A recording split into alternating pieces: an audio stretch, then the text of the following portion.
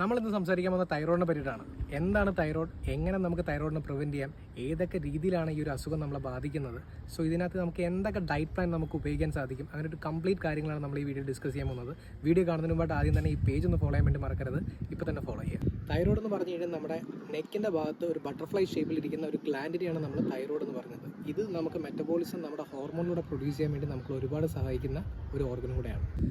So ഇതെങ്ങനെയാണ് നമുക്ക് affect ചെയ്യുന്നതെന്ന് ചോദിച്ചു കഴിഞ്ഞാൽ, ഓട്ടോ ഇമ്മ്യൂൺ ഡിസീസിലൂടെ നമുക്കിത് അഫക്റ്റ് ചെയ്യുന്നുണ്ട്. ജെനറ്റിക്സിലൂടെ, പലതരം മെഡിക്കേഷനിലൂടെ, അതുപോലെ തന്നെ അയഡിൻ്റെ ടോട്ടലി വരുന്ന ഡെഫിഷ്യൻസിലൂടെ നമുക്കിത് അഫക്റ്റ് ചെയ്യുന്ന ഒരു ഡിസീസാണ്.